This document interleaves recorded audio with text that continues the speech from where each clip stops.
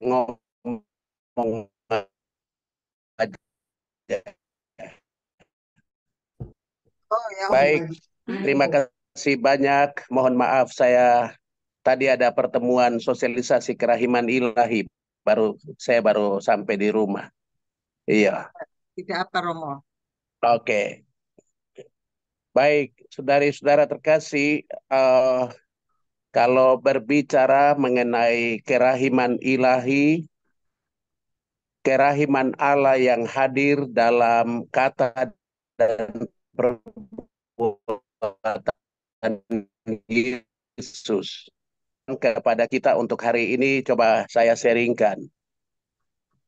Landasan biblis yang pertama itu diambil dari Injil Lukas. Injil Lukas 4, 19 sampai dengan 18 sampai 19. Roh Tuhan ada padaku oleh sebab ia telah mengurapi aku untuk menyampaikan kabar baik kepada orang-orang miskin, dan ia telah mengutus aku untuk memberitakan pembebasan kepada orang-orang tawanan dan penglihatan bagi orang-orang buta, untuk membebaskan orang-orang yang tertindas, untuk memberitakan tahun rahmat Tuhan telah datang. Tuhan Yesus memulai karyanya dengan inspirasi itu. Roh Tuhan ada padaku. Setiap kita, saya langsung kasih masuk untuk kita, ketika kita dibaptis, lalu kita menyambut komuni dan kita menerima sakramen krisma, sakramen penguatan, itu roh dalam diri kita itu mendapat kekuatan. Kita mendapat kekuatan dari Allah dalam sakramen krisma untuk mengizinkan Roh Kudus itu berdaya dalam diri kita. Seperti Tuhan Yesus sendiri, dia menyadari akan roh Allah dalam dirinya, mulai dari waktu dia dibaptis oleh Yohanes Pembaptis, begitu dia keluar dari air, lalu roh Allah itu seperti burung merpati turun ke atasnya. Inilah anak yang kukasihi. Lalu roh itu menuntun Yesus pergi ke padang gurun, lalu 40 hari 40 malam Yesus berpuasa.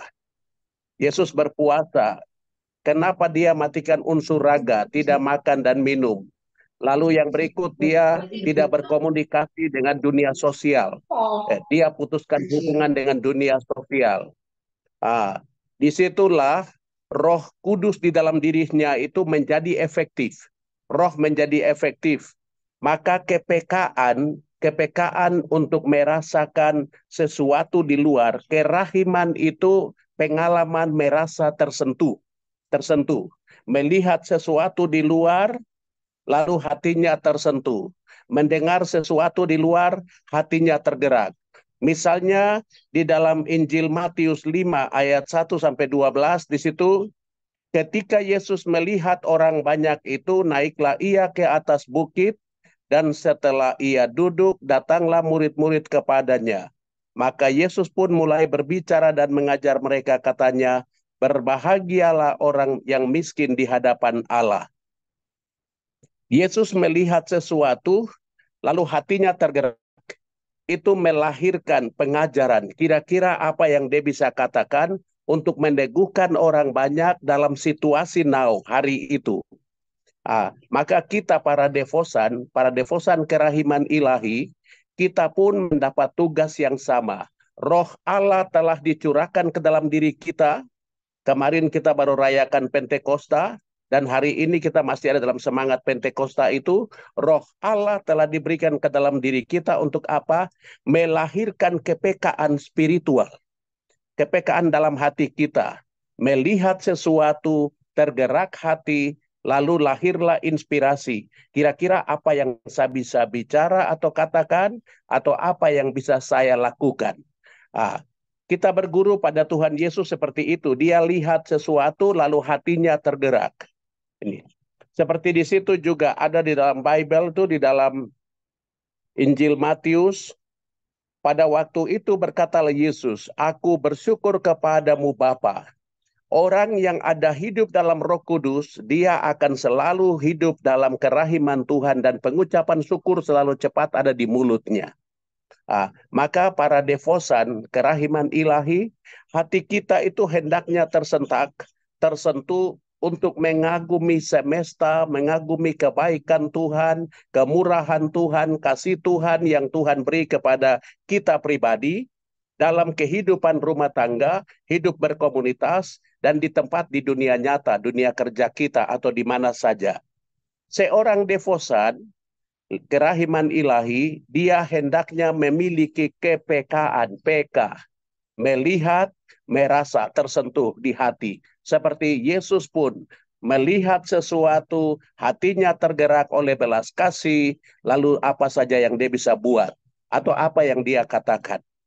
Saudara-saudari terkasih, hal lain yang Yesus juga perlihatkan kepada kita, para devosan, untuk setelah bukan hanya membenamkan diri dalam kerahiman Tuhan, lalu menikmati jam kerahiman itu, tetapi Yesus bilang, pergilah ke dalam dunia nyata, lakukan karya-karya nyata, iman dan perbuatan harus balance, harus seimbang. Yesus juga menunjukkan kasihnya, kerahimannya ketika orang kusta. Seorang yang sakit kusta datang kepada Yesus dan sambil berlutut di hadapannya, ia memohon bantuannya. Katanya, kalau engkau mau, engkau dapat mentahirkan aku. Maka tergeraklah hatinya oleh belas kasihan. Itu di dalam Injil Markus. Injil Markus 1 ayat 40-43. Jadi para devosan kerahiman ilahi, kita itu hendaknya selalu tergerak hati karena roh Allah di